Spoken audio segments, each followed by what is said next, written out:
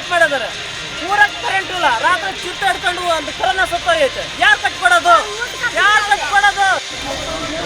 Sir ನಮಗೆ ನಿಡ್ಗಲ್ ಹೋಗ್ಲಿ sir. ಮತ್ತು ನನ್ನ ಹೆಸರು ಪುಷ್ಪಲತಾ ಸರ್. ಕರೆಂಟು ಭಾಳ ಸಮಸ್ಯೆ ಸರ್. ನಮ್ಮೂರಲ್ಲಿ ಕರೆಂಟ್ ತಪ್ಪಿಬಿಟ್ಟಿದ್ದಾರೆ. ನಾವು ಹ್ಯಾಂಡಿಕ್ರಾಫ್ಟ್ ಮಾತು ಹೇಳ್ಬಿಟ್ಟು ನಮ್ಮೂರಲ್ಲಿ ಎಲ್ಲರೂ ಬೀದಿ ಲೈಟ್ ಕೂಡ ಇಲ್ಲ ಸರ್. ಹಂಗೆ ಕರೆಂಟ್ ತಪ್ಪಿಬಿಟ್ಟಿದೆ. ನಮ್ಮ ಮನೆ ಅದೇ ಚಿತ್ತೆ ಕಂಡಿ ಎಲ್ಲ ಬರ್ತದೆ ಸರ್. ನಿಡ್ಗಲ್ ಹೋಗ್ಲಿ ಸರ್. ನಾವು ನನ್ನ ಹೆಸರು ಮಲ್ಲಮ್ಮ. ನಮಗೆ ದನ ಕರ ಕಟ್ಕೊಂಡಿದ್ದೀವಿ. ನಮಗೆ ನೀರು ನವಿಸ್ತಿಲ್ಲ, ಕರೆಂಟ್ ಮೊದಲಿಲ್ಲ. ನಮ್ಮ ಕರಡಿ ನರಿ ಎಲ್ಲ ಕಾಳ ಪ್ರತಿಯೊಂದು ನಮ್ಮ ಕಾಟ. ಆ ಕತ್ಲಾಗೆ ಮುದುಕರು ನಮ್ಮ ಕೈలో ಇಕ್ಕೆ ಇದೆ.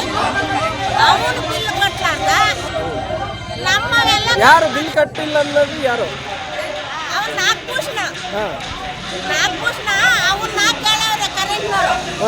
ಕರೆಂಟ್ ಬಿಲ್ ಕಟ್ಟು ಅಂತ ಆಫೀಸ್ನಿಂದ ಕೇಳವ್ರೆ. ಆಫೀಸ್ನಿಂದ ಅವನ್ನ ಕರೆಂಟ್ ಬಿಲ್ ಕಟ್ಟು ಅಂತ ಕೇಳಿದ್ರೆ ಕರೆಂಟ್ ಬಿಲ್ ಕಟ್ಲಾರ್ದ ಅವ್ನು 2-3 ಪೆಟ್ಟು ಮಾರ್ಜಿನ್ ಕೊಟ್ರು.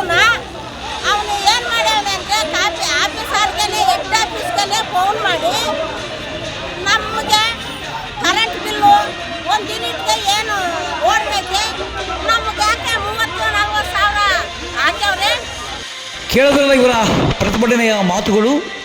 ಪಾವಗಡ ತಾಲೂಕಿನ ನಿಡಗಲ್ಲು ಗ್ರಾಮದಲ್ಲಿ ಸುಮ್ಮನೆ ವಿದ್ಯುತ್ ಕಡಿತಗೊಳಿಸಿದ್ದಾರೆ ಎಂದು ಆರೋಪಿಸಿ ಪಾವಗಡ ಪಟ್ಟಣದ ಬೆಸ್ಕಾಂ ಕಚೇರಿ ಮುಂದೆ ಸುಮಾರು 90ಕ್ಕೂ ಅಧಿಕ ಕುಟುಂಬಸ್ಥರು ಬೆಸ್ಕಾಂ ವಿರುದ್ಧ ಆಕ್ರೋಶವನ್ನು ಹೊರಹಾಕಿದ್ದಾರೆ.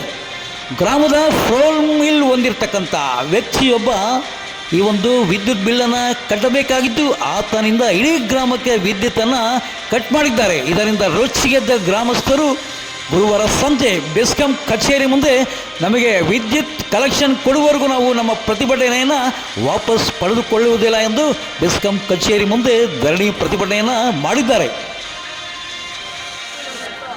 ಇನ್ನು ನಿಡಗಲ್ ಗ್ರಾಮಸ್ಥರ ಪ್ರತಿಭಟನೆಗೆ ಜಗ್ಗಿದ ಬೆಸ್ಕಾಂ ಕೃಷ್ಣಮೂರ್ತಿಯವರು ಪುನಃ ನಿಡಗಲ್ ಗ್ರಾಮಕ್ಕೆ ಈ ಒಂದು ವಿದ್ಯುತ್ ಸಂಪರ್ಕವನ್ನು ನೀಡಲಾಗುವುದು ಎಂದು ಗ್ರಾಮಸ್ಥರನ್ನ ಕುರಿತು ಮಾತನಾಡಿದ್ದಾರೆ.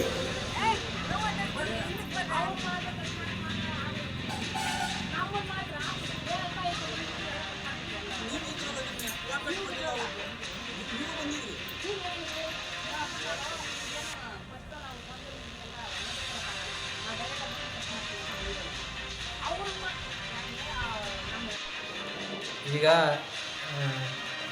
ಇಲ್ಲಿವರೆಗೆ ತಾವು ನೋಡಿದ್ರಿ. ಇನ್ನು ನಮಗೆ ಗೌರ್ಮೆಂಟ್ ಆದೇಶ ಏನಂತಂದರೆ ನಾವೆಲ್ಲರೂ ನೀರು ಹಾಕ್ಸ್ಕೊಂಡ್ರೆ ಗೌರ್ಮೆಂಟಿಂದ ಸಬ್ಸಿಡಿ, ನೀವು ಯಾರೂ ಕರೆಂಟ್ ಬಿಲ್ ಕಟ್ಟಂಗಿಲ್ಲ, ಗೌರ್ಮೆಂಟಿಂದ ಸಬ್ಸಿಡಿ ಬರ್ತದೆ. ಏನಂದರೆ ಗೌರ್ಮೆಂಟಲ್ಲಿ ಒಂದು ಲೆಕ್ಕ ಸಿಗ್ತದೆ. ನಮ್ಮ ಒಂದು ಕಂಪ್ನಿಗೂ ಸಹಿತ ಈ ನಾವು ಅನಾಥರೈಸ್ ಏನು DC ಕನೆಕ್ಷನ್ ಅಂತ ಹೇಳ್ತೀವಲ್ಲ, ಆ ಡೈರೆಕ್ಟ್ ಕನೆಕ್ಷನ್ ಆಗೋದ್ರಿಂದ ನಮ್ಮ ಕಂಪ್ನಿಗೂ ಲಾಸ್ ಆಗುತ್ತೆ ಮತ್ತು ಗೌರ್ಮೆಂಟಿಗೂ ಲಾಸ್ ಆಗ್ತದೆ. ಸೊ ಹಾಗಾಗಿ ಮುಂದಿನ ದಿನಗಳಲ್ಲಿ ನಾವೆಲ್ಲರೂ ಸಹಿತ ನೀತಿಗಳನ್ನು ಹಾಕಿಸ್ಕೊಂಡು ನಮಗೆ ಏನು ಗೌರ್ಮೆಂಟಿಂದ ಸಬ್ಸಿಡಿ ಏನು ಕೊಡ್ತಿದೆ ಅದನ್ನು ಉಪಯೋಗಿಸ್ಕೊಂಡು ಒಳ್ಳೆಯ ರೀತಿಯಿಂದ ನಮ್ಮ ಒಂದು ಕಂಪನಿಗೆ ಒಳ್ಳೆಯ ಸಪೋರ್ಟ್ ಮಾಡಿ ನಾವು ಸಹ ತಮಗೆ ಎಲ್ಲ ಸಹಕಾರ ಮಾಡ್ತೀವಿ. ಈಗೇನು ಇಲ್ಲಿವರೆಗೆ ಡಿಸ್ಕನೆಕ್ಷನ್ ಮಾಡಿದ್ದೀವಿ ಆ ಎಲ್ಲ ಇನ್ಸ್ಟಾಲೇಷನ್ಗಳಿಗೂ ಸಹಿತ ನಾವು ಮತ್ತೆ ರೀಕನೆಕ್ಷನ್ ಮಾಡಿಸಿ ನಮಗೆಲ್ಲರಿಗೂ ಅನುಕೂಲ ಮಾಡ್ಕೊಡ್ತೀವಿ ಅಂತ ಕೇಳ್ತಾರೆ. ಏನೋ ಬುಧವಾರ ಗುರುವಾರ ವಿದ್ಯುತ್ ಇಲ್ಲದೇ ಇರುವುದರಿಂದ ಗ್ರಾಮಕ್ಕೆ ಚಿರತೆ ಎಂದು ನುಗ್ಗಿ ಕರುವನ್ನು ಕಚ್ಚಿ ರಕ್ತ ಹೀರಿ ಕೊಂದು ಸಾಯಿಸಿದೆ. ಈ ವೇಳೆ ಕತ್ತಲಾಗಿದ್ದರಿಂದ ಯಾರೊಬ್ಬರಿಗೂ ತಡೆಯಲು ಸಾಧ್ಯವಾಗಿಲ್ಲ ಎಂದು ಗ್ರಾಮಸ್ಥರು ಅಲವತ್ತುಕೊಂಡಿದ್ದಾರೆ. ಅನಿಲ್ ಮಹದೇವ್ ಜೊತೆ ಸತ್ಯ ಲೋಕೇಶ್, ಪಾವಗಡ ಪವರ್ ನ್ಯೂಸ್.